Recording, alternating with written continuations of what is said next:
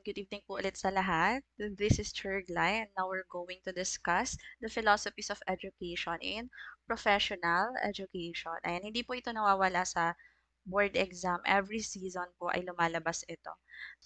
Let's start with the philosophies of education. This is a combination of discussion and rationalization po. Ayan. Okay, let's have the item number 1. Unang item, from which educational philosophies does back to basics movement belong? Ayan. A. Essentialism, B. Perennialism, C. Progressivism, or D. Existentialism. Okay, paki-comment po ang mga sagot yung mga chair ha, and then paki-monitor kung makakailang tamang items kayo ha. Ayan, po kayo mga chair. Ano, ang sagot natin dito ay essentialism. Why? Back to basics po, yan po lagi tatandaan natin sa essentialism. Ano, ayan, we have keywords here. Pwede nyo na pong i-notes yan. Ayan, isa sa mga sinasuggest ko po, once na nagre-review kayo, mas maganda na habang nakikinig kayo sa lesson, sa ganito, sa discussions, ay nag-notes po kayo dyan sa inyong mga, kinatatayuan. Ayan. Ay, ang lalim naman nun. Alright, ayan. So, ang mga keywords po natin sa essentialism ay back to basics. We have the 3 R's, reading, writing, and arithmetic. And then traditional way of teaching. Ibig sabihin ito po ay teacher-centered. So sa essentialism po kasi, naniniwala sila na ang pagtuturo po ng essential o mga mahalaga lang na kaalaman at kasanayan ang focus ng essentialism. Alright? Ibig sabihin po, nakatuon lang siya sa mga core subjects tulad ng mathematics, ayan, science, history, at language arts. Ayan po. So, sabi nga po, traditional method siya mga chair. Ano, ibig sabihin, spoon feeding po ang ginagawa dito sa mga estudyante, meaning ito ay teacher-centered. So, passive learners lang po ang mga bata dito. Ano pong halimbawa nito para mas maintindihan natin? Ayan. For example, nagtuturo po ang teacher ng correct grammar. Ayan, sa pagbasa. Ayan. Or kaya naman, lagi tayong may structured lesson plans na nakatuon lang doon sa mga fundamental concepts tulad ng arithmetic nga or mga grammar rules. Halimbawa, sa math, pinagsasaulo tayo ng multiplication table, right? Ayan po. Yun po ay example ng essentialism. Ayan. Maliwanag po ba ang essentialism, mga chair? Pa-comment nga po kung malinaw yun sa inyo. Ayan. Hindi natin pakakahabaan kasi yun naman ang kailangan nyo intindihin doon. Kailangan nyo lang makuha yung concept niya, about saan siya, para kahit paikot-ikutin yung questions, sa PRC, gets nyo na. Ayan. Oh, alright. Or if you want the copy of this PowerPoint, pwede din po. All you have to do is follow my TikTok profile and then send me a message. Then bibigyan ko rin po kayo ng mga items for practice and drills ng philosophies of education lang. Ayan. So, ang question natin, in his class, Teacher Lee Min-ho always presents principles and values so as to encourage his students to examine them and let them decide for themselves whether to accept these values or not. Okay? So what kind of philosophy does this practice? Pag ito naman ang teacher, naku, paniniwalaan ko na lang yata lahat ng sasabihin ni Teacher Lee Min-ho. Ayan, hindi po blurred. Ayan, may nagsasagot ng behaviorism. Meron din nagsasagot ng existentialism. Alright, so ang tamang sagot po natin dito mga chair ay existentialism po. Okay, existentialism. So, ano pong ginamit yung keyword? Bakit ang sagot nyo ay behaviorism? You focused on the word values lang po. Sa values. Okay, whether to accept or not. Alright, very good. Okay, ito po ang explanation natin dyan. Okay? So, pag sinabi natin existentialism, student-centered po yan. And we focus on the choice and freedom of the learners. Okay? So, kinoconsider daw po dito ang mga bata as unique individuals. Okay? Think of your students as unique individuals daw. And they have the freedom to choose. Okay? Kaya nga sabi dito, nagpe-present siya ng principles and values, pero tapusin po natin yung questions. Okay? You have to box yourself in the situation. Wag lang po natin basta titingnan yung mga wordings. Okay? Parang nililito po nila kayo dyan. Meron po kasing sinabi dito na he let them decide for themselves. Meaning, meron na agad silang freedom to choose or to decide kung anong gagawin nila. Dun sa mga values na yon, are they going to uphold those or hindi nila tatanggapin? Alright, yun po. Ganun lang po kasimple ang existentialism. Ibig sabihin po, nakatuon siya sa paghubog ng personal identity natin or ng mga estudyante. Kaya dito rin po, kaya siya tinawag na student-centered kasi gumagamit na dito ng multiple intelligences. Di ba we have multiple intelligences? So, ibig sabihin po na ang mga learners natin ay diverse or iba-iba. Kaya po, pagdating sa classroom environment, we have to use differentiated instruction. O, ano po ba ibig sabihin pag differentiated instruction, mga chur? What do we mean when we say differentiated instruction? Ibig sabihin, you will use flexible grouping po, depending on the interests and needs of the learners. So, you have to group them based on their abilities. Okay? Yung interest nila, rather than, yes, for different needs. Halimbawa, ay, kesa i-group mo sila based on their level or their age, i-group mo sila based on their interests. Okay? Yes po. You will use various strategies. So, bibigyan mo ng importance yung perspective ng estudyante. Yes naman, sure. Opo, open po ito sa lahat. Okay? Open po ito sa lahat. Okay? So, sa madaling salita po, pag sinabi nating existentialism, parang sinasabi mo na ikaw ang magdidesisyon para sa buhay mo. Okay? Sa eskwelahan, parang mahalaga yung freedom ng estudyante na mag-explore ng sarili nilang interest at yung purpose nila sa life. Okay? Ayan po. Oh. Magbibigay pa ba tayo ng mga examples? Ayan. Halimbawa, pinapayagan mo yung mga estudyante mo na pumili ng libro na babasahin nila and then i-interpret nila to based sa kanilang sariling perspective. Ayan. Or sa art class, hahayaan mo silang pumili ng gusto nilang gawing artwork na ipapakita nila yung emotions nila or yung personality nila. O kaya naman, isa ding example dito ay, halimbawa, ipipili sila ng strand sa senior high, di ba? They have the freedom to choose kung anong strand ang gusto nila, as well as their course kapag sila ay nag-college na. Ayan po, ganun lang ang existentialism. Ayan. Number 3. Specialization is knowing more and more about less and less. Hence, it is better to be a generalist. Claims Teacher Park Seo-joon. Ang popogi naman ng mga teacher natin dito. Which philosophy thus teacher subscribes? Subscribes po yun ha. Subscribes to. Okay? Later po, sure ha. Later. Kapag discuss na natin lahat. You will know the difference between those two ha. Ayan.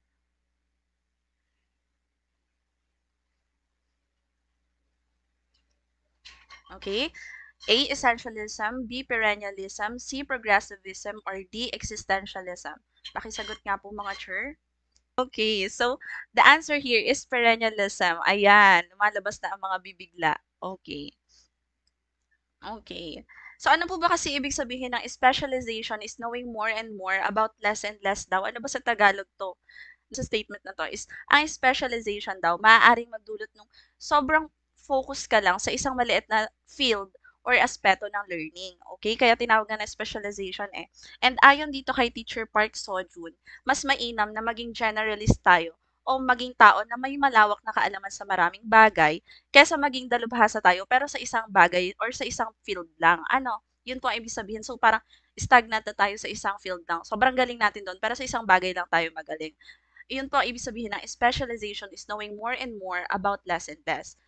Hence, it is better to be a generalist daw. Ano, maging tao tayo na madaming kaalaman sa iba't ibang discipline. Yun po ang ibig sabihin dito. So, kaya po siya tinawag na perennialism kasi ang mga perennialists ay considered as generalist. Okay? Ayan, ligwak. Okay? Kasi po ang perennialist, naniniwala sila sa timeless truths o mga ideyang hindi nagbabago ano man ang panahon. Ano? So, ayan po ang sabi. O, pakikopya na yan ha. Pakitake note po. Ayan, yes, parang si Jack of all trades, master of none. Ayan, sabi dito, unchanging ideas like history, religion, and great books, okay? And then eternal or timeless truths daw. It is also traditional, andyan na po yan, generalist. And ang clue natin when we say perennialism is everlasting. O kaya sinasabi dito na yung relevant daw, nung unang panahon ay relevant pa din or effective pa rin siya hanggang ngayon. Ibig sabihin, kung paano daw natuto yung mga sinuunang tao, is ganun pa din daw tayo dapat matututo ngayon. Yes, what is relevant before is still relevant today and will still be relevant in the future po, mga chur. Halimbawa nito nga, yung pag-aaral natin ng mga great books. Halimbawa, yung mga teachings ni na Plato, ni Aristotle. So, nagbibigay sila ng kaalaman sa atin in different disciplines or fields like sa ethics, 'di ba? Philosophy and then science. All right? So yun po, mga larangan na magkakaugnay kaya kino-consider as generalist ang mga perennialist. Okay? Ayan po. And then ini-include din natin diyan sa religion. Bakit? Kasi of course, ang sa religion po, maraming universal principles na naga-guide sa life natin. For example, yung justice, ayan, yung values, virtues, ayan po. So, align po yan sa goal ng perennialist. Okay, sure, pwede nyo pong balikan tong live recordings natin. Ayan, pwede po. Pwede kayo mag-avail sa akin. Okay, so malinaw na po ba ang perennialism? Ibig sabihin lang po niyan, si perennialist ay ayan, ayaw niya ng nagbabago. Gusto niya yun na lang, yun. Ayaw niya ng change. Okay, relevant ang history sa kanya, religion, ayan yung mga great books natin katulad ng, sige po. Yes, Life of Rizal. Ayan po, yung mga, kahit yung mga Noli Me Tangere, di ba? It tackles about societal issues daw na relevant pa din ngayon. Yung kay Jane Austen, yung Pride and Prejudice, ayan. So, yung mga books natin from the history ay relevant pa din daw hanggang ngayon. Okay, next po tayo. Okay, basahin muna natin yung question. Ano? When teachers are convinced that it is the best that we teach students the skill to adapt to change, since change is the only thing that is permanent in this world. This means that they subscribe to what philosophy? Okay? A, ano pong sagot natin dyan? A, pragmatism, B, perennialism, C, idealism, or D, existentialism? Di ka sure, Sir Jane? Okay. Alright. So, ang sagot nga po natin dyan ay pragmatism. Okay. Yes. Oh. Ang sabi dito, ang keyword po natin dito mga cheer ay adapt to change. Since change is the only thing that is permanent in this world, ayan po, nandun na. Oh, ayan po ang mga keywords natin dyan. Si pragmatism po, learner-centered. And we talk about adaptability, practical experience, and hands-on learning. Okay? Or learning by doing ni, sino po? Okay, sino po ang nag-propose na learning by doing? Paki-comment nga mga chair, paki-comment nga po. Okay, very good. Si John Dewey. So sabi po dito, work, practice, action, and activities. Ibig sabihin talagang practical. We have to do, ayan, or we have to act, enable for us to learn. Okay? Ayan po. So, sabi nga nakatuon siya sa learning by doing dahil ang education daw dapat practical tayo at laging may application sa tunay na buhay. Yun po ang ibig sabihin ng pragmatism. Ano? So, very hands-on learning po siya. Dapat yung kaalaman natin, magamit natin sa real-world scenarios. Ano? So, ito po ay project-based or project method mga chair. Kaya, um, mga halimbawa po natin dito, science experiments, kung saan natututo yung mga students natin sa pamamagitan ng experimentations or observations. Halimbawa po sila mismo ay pagtatanimin ng mga halaman para maunawaan nila kung ano ang photosynthesis. Ano? Yun po. Yes, ma'am. Ayan. Okay. Yun po, isang example yun. Ano, pinagtanim mo yung mga estudyante mo para malaman nila. Tapos, obserbahan nila yun para malaman nila ang process ng photosynthesis. Another example po natin, halimbawa, bubuo ka ng budget plan sa math para matutunan ng mga estudyante yung financial literacy. Ayun, ganun po yung mga example ng yes po. Ayan, experiential po talaga siya. Another example of pragmatism ay nag-aaral tayo gumamit ng technology or computer para pagdating natin sa career or sa workforce, once na makagraduate tayo, ay kaya na natin gumamit ng mga modern technology or sumabay sa mga innovation or tinatawag din natin na tech-savvy world. O, 'di ba? Ganon po siya. So, that's pragmatism. Okay na po yun mga chair. Gets po ba? Gets nyo po ba ang pragmatism natin? So, tatandaan nyo lang po, it's learning by doing. Okay? And you are learning for you to adapt sa mga changes sa ating society. Ano, ganon. Okay. Okay, next po tayo. Ito. John learns well through active interplay with others. His learning increases when engaged in activities that has meaning in him. Which philosophy can describe this? A. Progressivism, B. Idealism, C. Realism, D. Existentialism. Okay, pakisagot nga mga chur. Ha? Idealism daw. Yes, learning by doing. Okay, so ang sagot po natin dito actually ay progressivism. Okay, progressivism po. Let's have the progressivism. Sabi din dito, it's learning by doing then. And it supports children's interests and needs. It's also learner-centered and it promotes collaboration and societal roles. Okay? Ayan po ang ibig sabihin ng progressivism.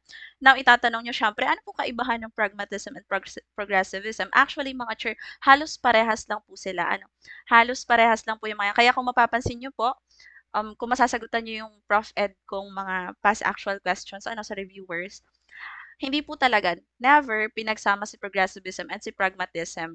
Kasi po halos same sila. It's the same. It's also learning by doing, hands-on learning and experiential learning. Okay?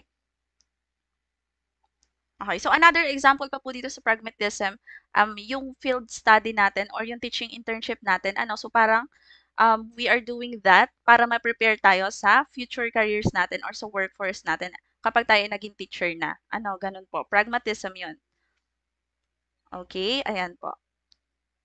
Sabi dito sa progressivism nga, ayan, it supports the children's interests and needs. Alright? Ayan, yes po, FS1 and FS2. Dating nanonood lang ako ng mga review ngayon, Alpitin. And congratulations po, Sir Kenneth. Okay. Kasi po, sa progressivism, okay, ano mga key points natin dito? Naniniwala sila that learning is an active process. And ibig sabihin po, nakatuon din siya sa problem solving at experiential learning. Okay, katulad nga po siya ng pragmatism. Now, ano mga examples natin dito? Halimbawa, yung klase po, bumuo ng isang environmental awareness campaign, para um, i-reflect or para ipakita yung real-world application ng science at social studies. So, nag-create po sila ng environmental awareness campaign. Ganun po, And dito sa progressivism, mga chair, tatandaan nyo na tayo ay merong integrated curriculum. Ito po madalas ang ginagamit na natin ngayon, sa classroom. Progressivism po, mga chair. Okay, tayo mga teacher ngayon ay progressivist na. Okay? Progressivist na tayo. Kasi po dito gumagamit na tayo ng differentiated instruction, okay? And ginugrupo natin yung mga estudyante natin. Halimbawa po, gusto nila ay acting or role playing and then meron ding mga estudyante na gusto ay singing.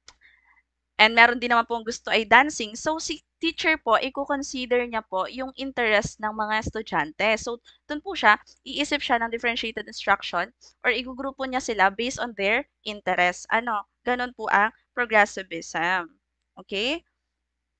So, again po, pag sinabi nating integrated curriculum, kino-combine po natin yung mga subjects to make learning more relevant. And nag-emphasize po tayo ng connection between disciplines or real-world scenarios po. Ganon po ang progressivism. It's halos the same with pragmatism, mga chair. Okay? It's halos the same. But ang sabi daw po, okay, nung nagre-review ako, para lang ma-differentiate mo si progressivism at si pragmatism, katulad ng example ko kanina, ikaw mismo, you are learning by doing para sa sarili mo, to adapt to changes, and then for your skills to be improve. Okay, ganun po, para sa workforce mo. So, parang pag ginagawa mo para sa sarili mo, it's pragmatism. Okay, you're learning by doing for yourself. Pero pagdating po sa progressivism, kasi sinasabi niya dito na it promote collaboration and societal roles daw po. Ibig sabihin, halimbawa, ay you're learning about gender equality. Ayan. So parang you're not just learning to improve yourself as an individual but also as a member of the society. Ayan, nagets niyo po ba, mga chur? Sa pragmatism and progressivism po natin, Chur Jevaria, parehas pong active na ang learners, hindi po passive. Passive ang learners saan po? Sa essentialism and sa perennialism. Okay? Ibig sabihin, ini-spoon-fed po natin ang mga bata. Pag sinabi natin passive learners lang sila. Ang may control po ng learning ay puro si teachers. Kapag active participation na po, or active learning, student-centered na po siya. Okay? Alright? Nagagets po ba, mga chur? Sana po nagagets nyo. Okay, thank you so much po. Ayan. Okay, gusto. Ayan, ayan. Alright, next po tayo. Naiya ako sa inyo, baka mekos-mekos na explanation ko. Ayan, so far naintindihan naman. Okay, thank you so much po. Next po, next. Sabi dito, Okay. Honesty remains a value if nobody in an organization values it. This pronouncement comes from the mouth of a or an blank. A realist, B idealist, C behaviorist, or D existentialist. Ang sagot po natin dito ay idealist. Okay, idealist po. Ano daw naging idealist? Let's have the idealism. Ayan na po. Yes po, 150 lang lahat. Okay? Halos ano na, pamigay. Pwede pa kopya na lang, Char. Okay. Alright. O bakit daw naging idealism? Explain na natin. Ayan pong sabi dito, ideas are the only reality. We have also the keyword perfection or ideal. And sinasabi po na pag sinabi nating idealism, knowledge comes from within or yung pursuit po natin ng knowledge and values are through our minds. Okay? Mga cheer, follow my TikTok profile and send me a message. Okay? Ayan po. Yes po. Yes po. Okay. So, ang sabi po kasi sa idealism, ang reality daw ha, mga chur, okay, pakinggan po mabuti. Madali lang naman to intindihan, ano, kasi pag sinabi nating idealism, it's all about the mind, okay? Ang clue po natin dito ay mga values and abstract ideas. Hello, Chur Ronald. Follow my TikTok profile and send me a message, Chur, para ma-send ko sa inyo yung details, okay?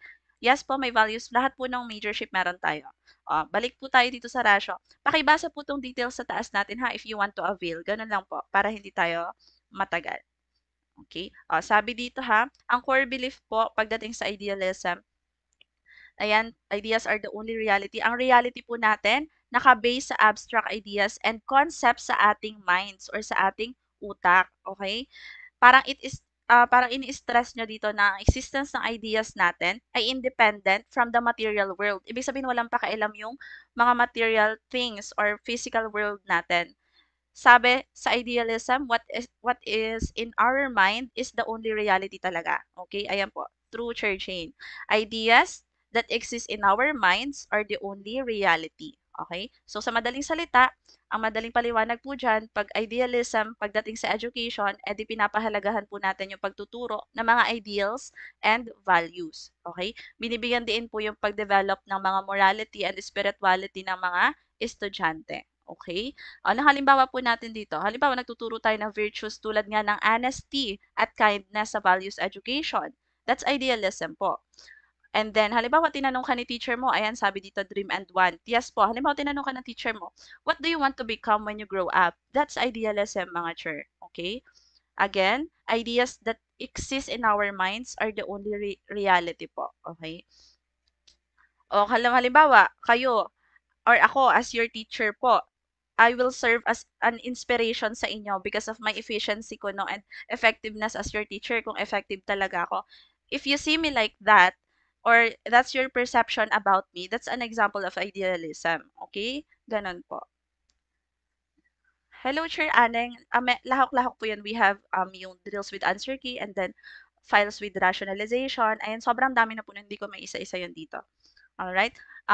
For example, sabi po dito sa perfection or ideal, tinanong ka, what's your ideal woman or what's the perfect woman for you? Ayan, tinanong ka. And then you had um, ideas in mind. Okay? Like, meron kang sariling, ayan, like you have parang you have your perception of beauty, ganto ganyan, okay? So that's your reality, okay? Kaya nga po sabi, ayan, beauty is in the eyes of the beholder, ayan. Because sabi nga, the ideas that exist in your mind is your reality. Okay? Nagagets nyo po ba mga sure? So tandaan nyo lang po, pag idealism, it's about our the ideas or abstract ideas in our mind and our values. Okay? Gets na po? Yes po, philosophies of education lang po. Tonight. Yes. Okay, gets na po? Madali lang naman yan. Madaling intindihan. Once na makita nyo yung mga values and abstract ideas sa items, yun po ay idealism. Okay? Next na po tayo. Next na. Yes po, kay Plato po yan. Ano, kaya parang it's more about philosophy. Ayan, yes po. Okay, next po tayo. Ayan. Which philosophy maintains that truth exists in an objective order that is independent of the knower? O, sabi daw, aling philosophy yung nagme-maintain na the truth exists in an objective order that is independent of the knower. O, example daw dito, a tree exists in the forest whether or not anyone is there to see it. Ayan. A, realism. B, cognitivism. C, behaviorism. Or D, constructivism. Constructivism. Ayan. Ayan. Hello, Chir. Hello, Chir Cyrus. Ayan. Independent of the knower daw mga Chir ha. Sige po, Chir Cyrus, nood lang kayo ng live natin lagi. Ayan. Alright. Sige po. Ano natin ang answer na to. Okay. Correct po kayo. Realism po ang sagot natin dyan. Anong core idea natin sa realism? Ayan. Let's have the keywords. Paki-take notes na po yan mga Chir. Take note rather. Ayan. Sabi dito, reality is perceived as everything that exists in the physical or external world po yan. Reality is perceived. So, pag sinabi nating realism, okay, ang belief po dito is that reality exists independently without, kahit wala tayo, kahit walang human perception, ibig sabihin, the world is real, whether isipin natin na may mundo o wala. Ganun po ang ibig sabihin. Kung merong puno sa gubat, nandyan na yan, kahit hindi natin nakita, alam natin, basta alam natin na may puno sa gubat. Okay? So, ang world daw natin and everything in our world, lahat ng physical things or material things na nandito. Halimbawa, ikaw, nakaupo ka sa isang upuan, kahit wala ka dyan, upuan yan. Okay? Ganun po siya. Yes, kay Aristotle po ang realism. So, the truth is always objective and it corresponds to reality or our physical world. So, magkasalungat po sila ni idealism. Ayan. Hello mga Chur. Ayan po. Okay? So, ang pong ina-emphasize natin sa realism, mga objects po or facts. Tapos, ang truth laging nag-i-exist sa physical world. Okay? So, again po, kapag realism, madalas talaga is about material things and our physical world po yan. Ayun po ang realism. Alright? Malinaw po ba yon? Malinaw po ba yon? Or naguguluhan po kayo? Sige, para mas mapasimple pa natin. Okay na po ba? Yes. Okay, sagutin niyo po ito mga Chur. When a teacher emphasizes that man's sense should be trusted because they are the only way to acquire knowledge, the teacher can be regarded as what? As blank. When a teacher emphasizes that man's sense should be trusted because they are the only way to acquire knowledge, the teacher can be regarded as, okay? Okay, madali lang po intindihan ang empiricism. Ayan, hindi po kayo malilito dyan. Alright, sagot po natin dito ay empiricism. Okay, ano po kasi ibig sabihin ng empiricism? Ayan po, foundation of knowledge natin dito ay sensory experiences or sensory perception mga Chur. Ano yung mga yon? We have the sight, touch, smell, hearing, and taste po. Okay, so ang belief po ng mga empiricists ay ang knowledge daw natin comes from our sensory experiences. Okay, yes po. Kaya nga empirical, So, all the ideas and concepts na paniniwalaan natin must be rooted in observations and data that we collect through our senses. Okay? Yun po ang ibig sabihin nun. And nire-reject po nito mga Chur yung tinatawag nating innate knowledge kasi naniniwala po ang mga empiricists na ang tao daw po ay pinanganak bilang isang tabula rasa or blank state. Well po, bigyan ko kayo ng example dito sa empiricism para madaling intindihin. Parang we only know that fire burns kasi na-experience na natin siya. Halimbawa, napaso tayo. Ayun, yun talaga mismo. Like literal na senses po ang empiricism. Okay. So, again pa ang philosophers po natin ng empiricism, kaya po sinusupport nito yung tabula rasa ay si John Locke po. Okay? Kay John Dewey po ay learning by doing. Okay? Ayan po. Okay na? Malinaw ba ang empiricism? Napakadaling intindihin naman po nito. And madalas po ay binabanggit sa item si senses. Okay? Si senses or sensory perception po. Like sight, touch, smell. Okay. Okay na? Next po tayo. Babasahin ko na yung question ha. A student is trying to solve the philosophical question, what is the nature of truth daw? The student decides to rely solely on logical reasoning and deductive thinking to arrive at universal conclusions rather than focusing on personal experiences, historical references, or collaborative exploration. Which philosophical approach is the student using? A. Realism, B. Cognitivism, C. Existentialism, or D. Rationalism? Sige nga mga sir. A student is trying to solve the philosophical question, what is the nature of truth daw? Okay? Ayan, ang ginagamit na natin dito is logical reasoning and deductive thinking. Alin yan dyan? Sagutin nyo daw? Okay, may nagsasagot pa ng existentialism. We have the keyword logical reasoning. Okay? Okay, so ang sagot po natin dito ay rationalism. Alright? Rationalism po. Why? Ayan po. Kasi our knowledge is based on logical thinking and reasoning na po. Okay? Teachers teach concepts through reasoning and logical thinking. Ito po ang opposite. Okay? Ito po ang opposite ng empiricism. Ayan. Okay, so ang sabi po sa rationalism, ang knowledge daw natin nagmumula lang sa logical thinking at reasoning. Halimbawa, ang guro po magtuturo ng abstract concepts sa pamamagitan ng reasoning. So, halimbawa yung guro o nagpapagawa siya ng debate tungkol sa mga philosophical questions, like ano bang mas mahalaga? Kaligtasan or kalayaan ba or security? Ayan, ganon. Kalayaan ba o seguridad? Ayun po. So, parang ine-emphasize kay rationalism that you have to learn with the use of reason. Okay po.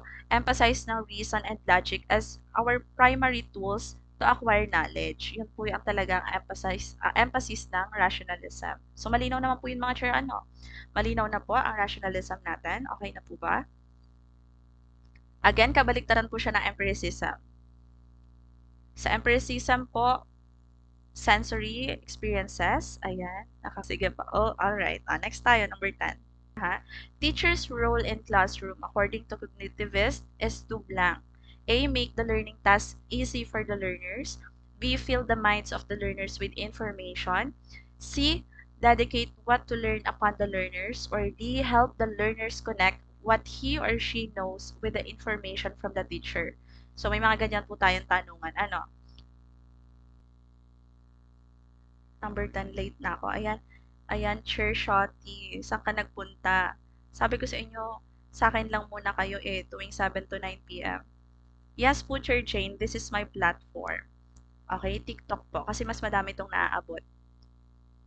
Di po yung sagot dahil lahat ng natutunan ng mga bata ay galing sa teacher. Letter DB. Okay. Again, hanggang matapos po natin yung philosophies of education. Okay, let's give the answer. Letter D. Tama po kayo mga chair. Letter D po ang sagot natin dito. Okay, later po tayo magkwentuhan ha. Ayan. Hindi po ako muna nagpapakita sa live kasi baka ma-distract kayo sa aking kagandahan. Ayan nasya-shy pa ako. Okay. Okay, sige po. Let's give the yan po ha.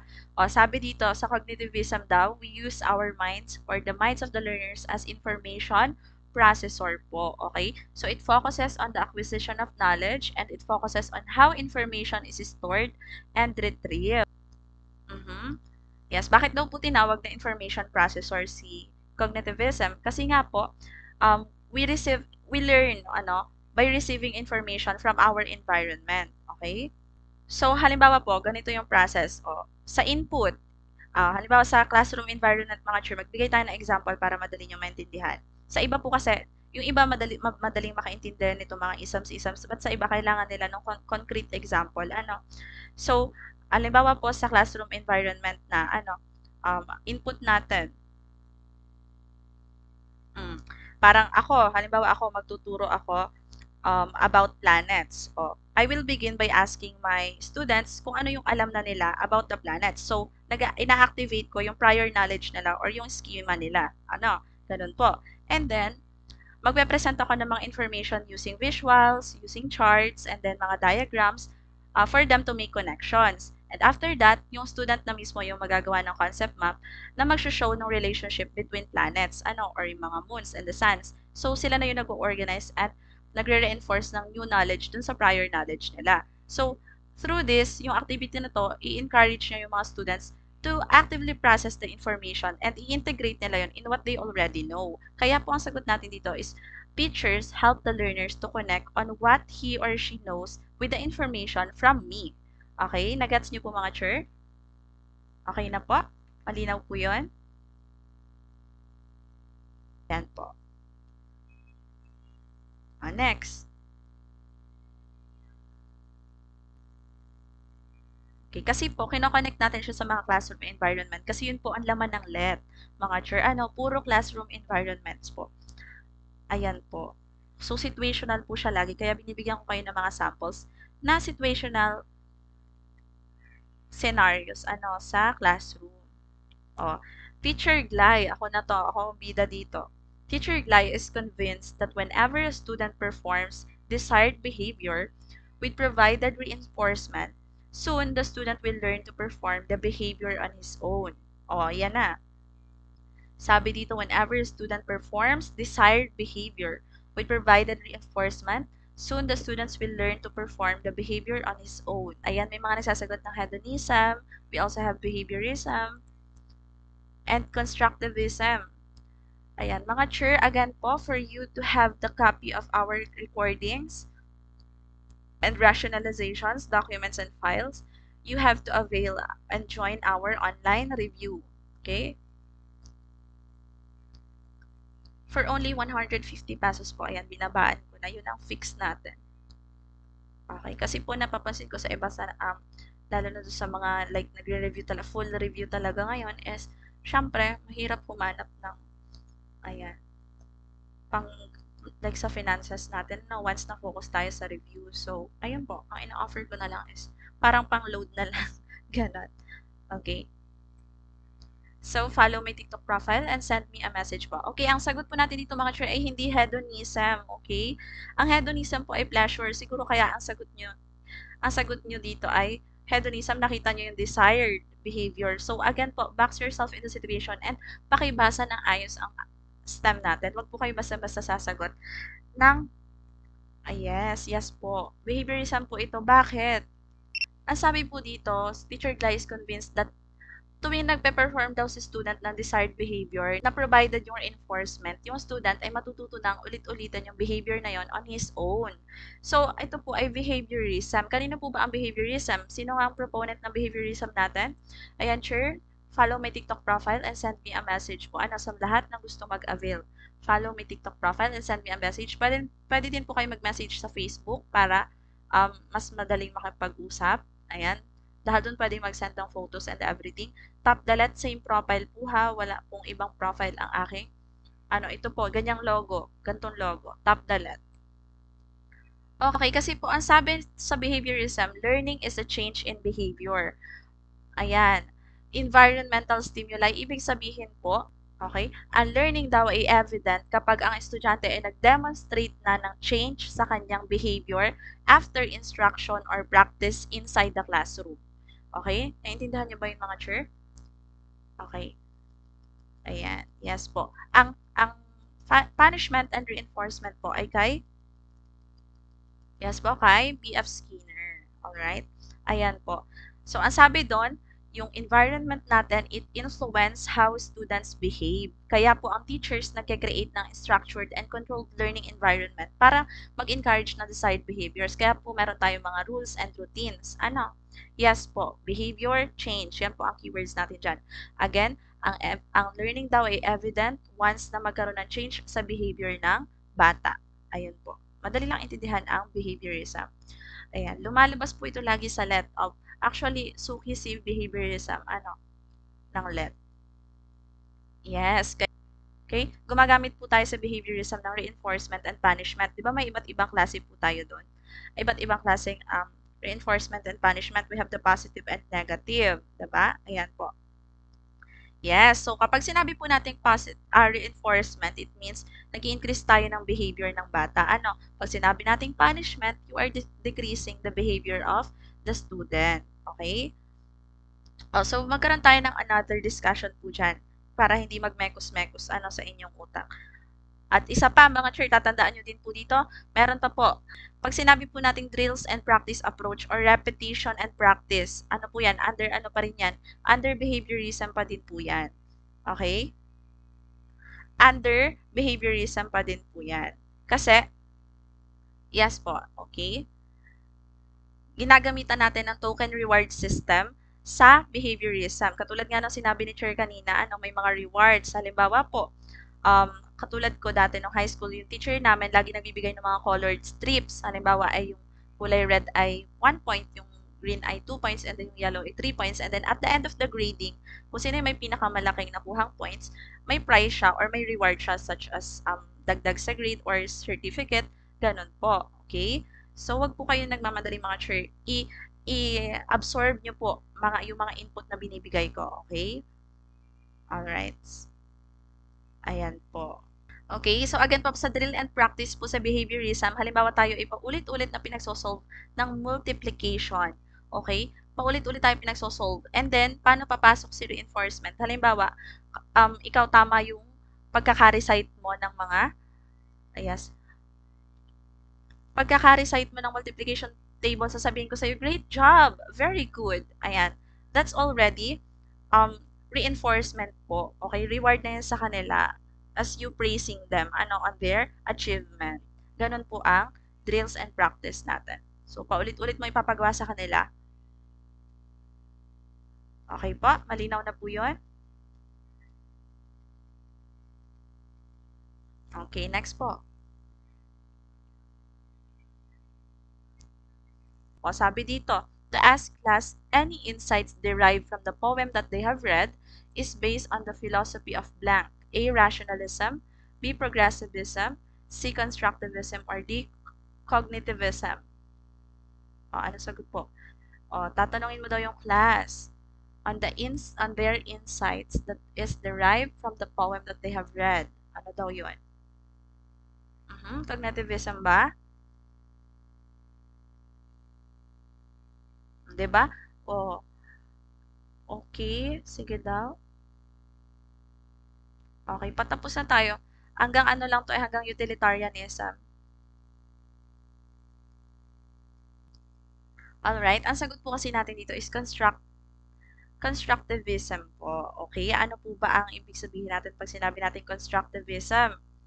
It means that the children construct their own knowledge. Okay? They construct their own knowledge. So, si teacher po dito, ayan, kaya tinatanong niyo yung class ng insights nila is for them to construct their own learnings po about the poem that they have read. Okay? Yun po ang ibig sabihin nito. Ibig sabihin yung prior conceptions and new concepts din ay maglalahok or magsasama po, interwoven. Ibig sabihin nun, magko-combine na. Halimbawa po, sige, magbigay tayo ng example para mas madali nyo pong maintindihan. Yes, constructing your own knowledge. Paano ba yan ginagawa sa classroom environment? Halimbawa po, ako as a teacher, I want to teach about the topic how energy flows through the food chain. So, about energy flow sa food chain.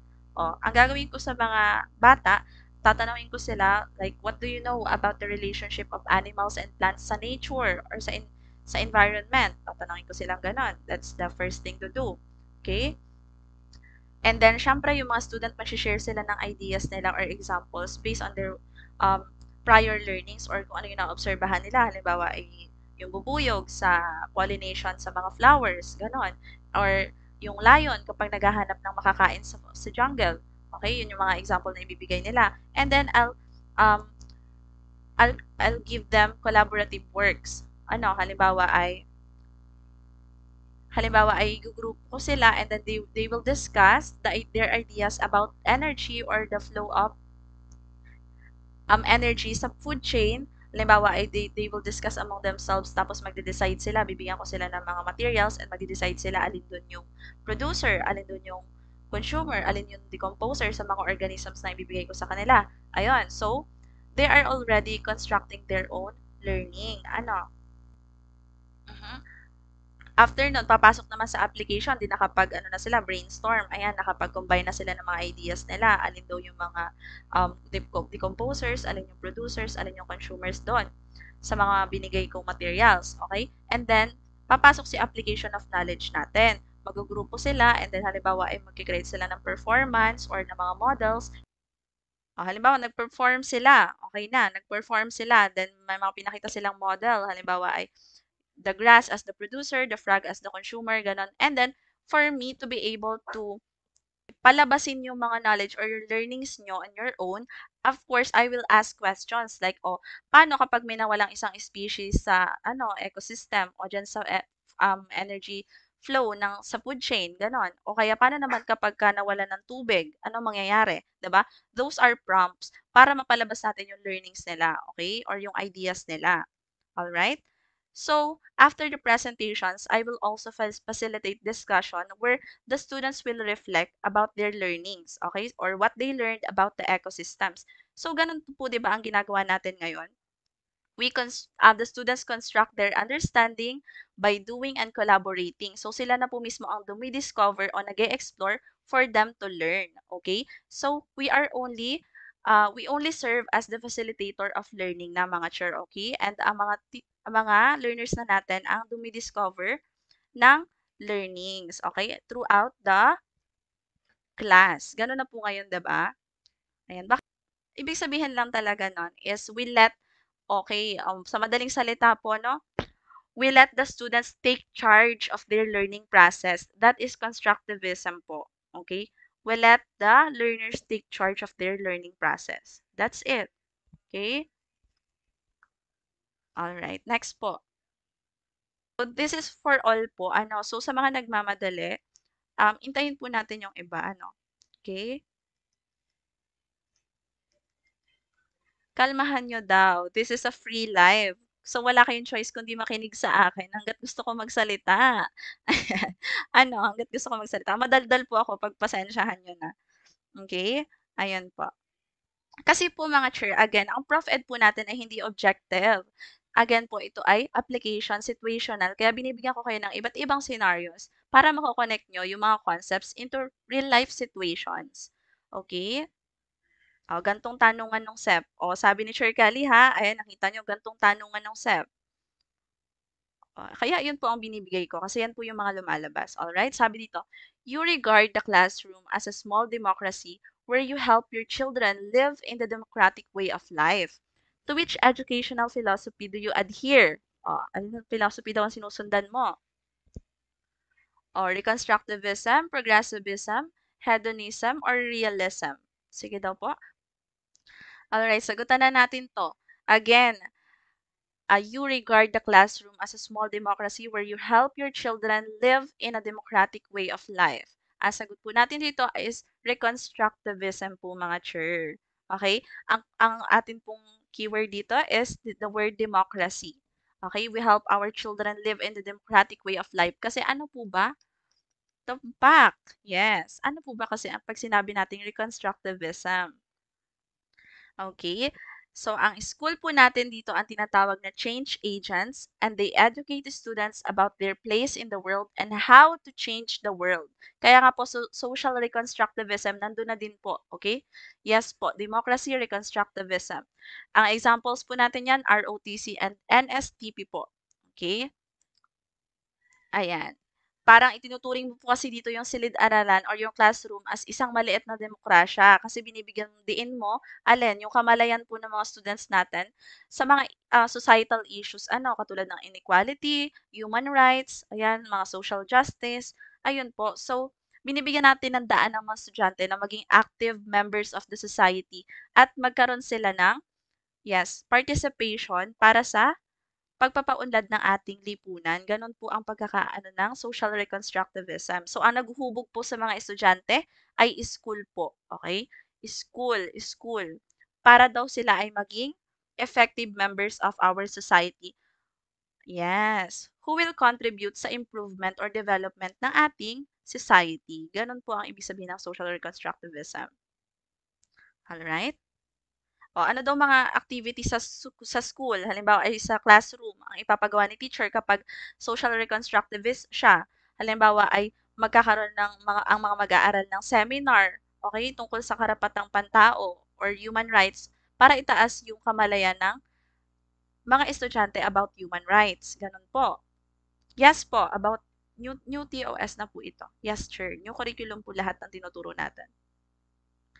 Alright? O kaya gumawa naman ng klase ng campaign para sa mga zero waste management para sa community. So, it's always about the society. Ano, kung paano natin mas mai improve ang society. Alright? Yes. Yes, ayan, mga cleanup drive, tree planting, ayan nga pong ROTC and NSTP kasama yan. Ano, the pleasure is the highest good. A. Reconstructivism, B. Progressivism, C. Hedonism, or D. Realism. So, ang sagot natin dito, of course, ay hedonism. Wala nang patumpik-tumpik pa. Simpleng-simple lang. Hedonism means pleasure. Okay? Naniniwala po ang mga hedonist na ang pleasure ang pinakamahalagang layunin ng tao. Ayan daw. Very controversial po ang philosophy na ito. Ano? Alright. Hedonism, ibig sabihin nga po nun, the doctrine that pleasure is the highest good. And pagdating po sa classroom environment, ang ginagawa natin dito is we use gamification to make learning enjoyable sa classroom. Okay? So, gumagamit tayo ng mga educational games, halimbawa sa math, para mas gawing masaya at engaging ang pag-aaral natin ng mga fractions, ganyan, kasi I hate fractions. I hate math in general. Ayaw sa akin ng math. I hate math o ayaw talaga sa akin ng math. Ayun, gano'n po. O kaya naman halimbawa nagkakaroon tayo ng mga arts and music festival para bigyan din ng kaligayahan na dinudulot sa atin ng arts and music. Gano'n po siya, okay? Pagdating sa education. That's the hedonist perspective, okay? About pleasure. Um, pero dito, like sa perspective sa life, sabi dito kung ano yung nagpapasaya sa'yo, kung ano yung nagbibigay sa'yo ng pleasure, yun yung gawin mo. So, kahit mali na, kung yun ang ikakasaya mo. Kaya po halimbawa pagdating sa like sa passion mo daw, sundin mo kung ano yung passion mo. Halimbawa, you love food, adi mag-restaurant ka, gano'n. Alright, okay na po ito. Next tayo. As a stoic, what will you do if your students do not like you? A. Do not like them too. Ay, Ate Choda. B. Do not care since the feeling is mutual. C. Do not mind their feelings. Just continue teaching them the best way you can. Or A. Do not talk to any of them. Okay, sagot po. As a stoic daw, ano ba kasi 'pag sinabi nating stoic? What will you do kung ayaw sa'yo ng mga estudyante mo? Alright? Do not like them to daw? Apaka-atitsyada naman. Si daw kasi mahaba. Okay, puro do not siya ano, but what's the answer? Sabi nga 'di ba, pagdating sa Prof Ed, 'wag na 'wag niyo pong sasamahan ng outside perspective niyo. Kasi kung atitsyada ka as a teacher, malamang 'pag nabasa mo na, "Ha, ayaw sa'kin ng estudyante ko." Well, I don't care since the feeling is mutual. B. So, yan ang sagot niyo. So, magpaka-plastic tayo sa exam. Ano, dapat lagi tayong anghel sa Prof Ed. Ano, dapat mabait ka lagi kapag Prof Ed. Kasi kung sasamahan mo ng outside perspective, malamang B ang isasagot mo dito. Alright. Siyempre, ang sagot natin dito is do not mind them. Okay? Do not mind their feelings. Just continue teaching them the best way pa ha, the best way you can. Hindi ka ba naman ma-demotivate kung ayaw sa'yo ng mga estudyante mo? In real life, syempre, ma-demotivate ka ng konti. But as a teacher, as huwarang teacher, hindi tayo pwedeng mag-react doon. Ano, bawal po. Kung ayaw sa atin ng mga students natin, kailangan nating tiisin yon.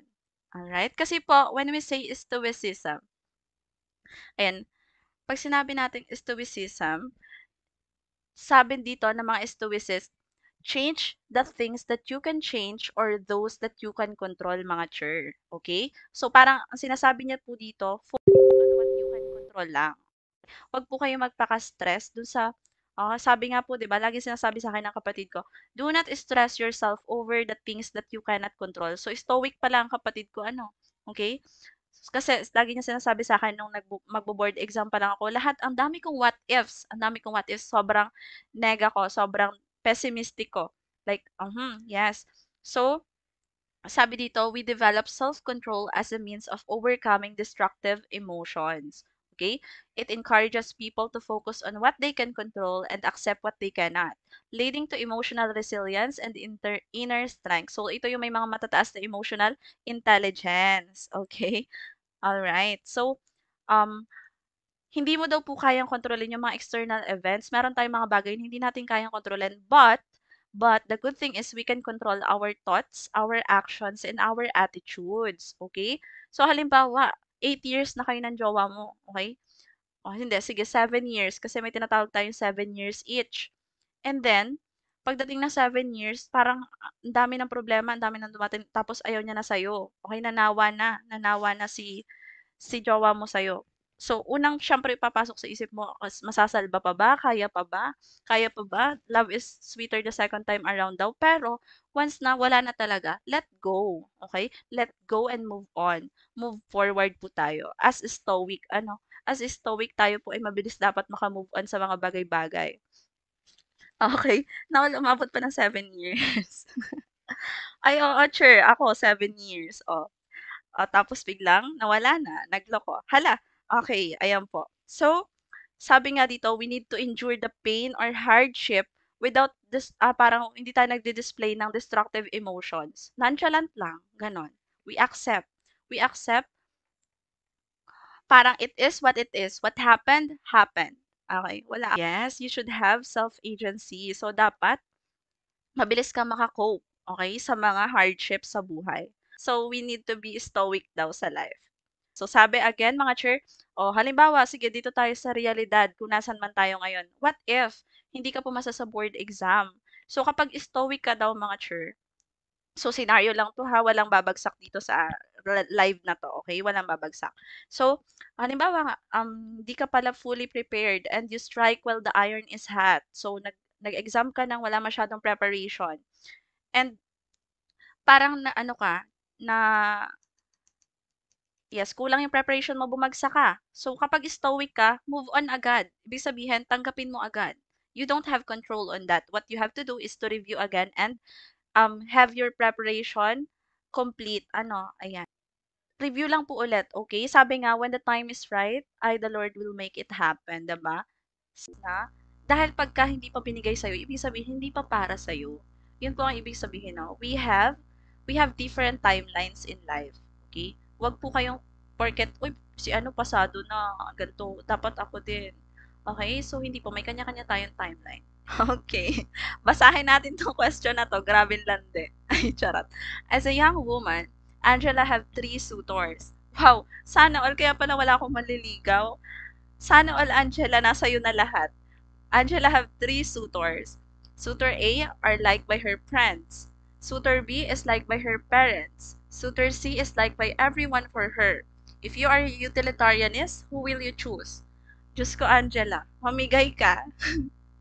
A, suitor A, B, suitor B, C, suitor C, or D, Angela will keep all of them. Yan. Sobra naman to si Angela. Alright. So, ang pipiliin niya po ay si suitor C. Parang walang ano dito si Angela. What if ang gusto niya ay si suitor A? But kasi nga, utilitarianist siya. Kaya ang pipiliin niya is suitor C. Okay? Okay, kasi po pag sinabi natin utilitarianism, it's the greater for the common good. Okay? It's great for the common good. So, kung ano yung mas nakakabuti sa mas nakararami, yun po ang susundin natin. So, kahit na gusto ni Angela si suitor A, o si suitor C pala ay ayan, mahilig mang-gaslight si suitor C, tapos si suitor A ay siya pala ang green flag at si suitor B ay red flag, ayan, si suitor C pa rin ang pipiliin niya kahit gaslighter yun. Dahil yun daw ang gusto ng lahat para sa kanya. Okay? So, wala ditong personal choice si si Angela. Alright? So, again po, kapag utilitarianism, nakatuon po sa ikabubuti ng mas nakakarami or ng society ang pipiliin mo. Okay? Halimbawa po nito sa education, syempre kukonek ulit natin siya sa education. Halimbawa ay gumawa kayo ng community garden sa school nyo para magbigay ng mga libreng gulay sa lugar, okay, sa community nyo. So, ganyan, nag-gardening kami dati. Okay? Or pinipili ng guro na mag-focus sa pagtuturo ng mga vocational skills tulad ng basic computer literacy kasi mas kapakipakinabang yon sa mga career fields, sa mga workforce o sa pipiliin yung career in the future. So, ayan po ang ibig sabihin natin ng utilitarianism. Halimbawa po, isa pang halimbawa yung gate mo ay nasakop yung kalsada ay nagkakaroon ng road widening. Ay yung gate mo sakop dun sa sukat ng road. So, syempre, yung road na yun ay para sa community. So, ang gagawin mo, mag-giveaway ka, papasira mo yung gate nyo. Ayan, nawalan ka po tuloy ng gate. Ayan. So, iisipin mo, syempre, mas magbe-benefit yung nakakarami kaysa sa nandun yung gate mo. Okay? Ganon po. So, tapos na actually mga chair, kaya tinitake time ko to. Tapos na tayo dito sa utilitarianism. Ayan. So, end ko na po muna ang live mga chair. Tomorrow na lang po ulit. Thank you so much po again sa panonood sa atin. And tomorrow night, magra-rationalization tayo ulit. So, good night everyone. Thank you so much po. And end ko na muna. And tayo ay magpapahinga na.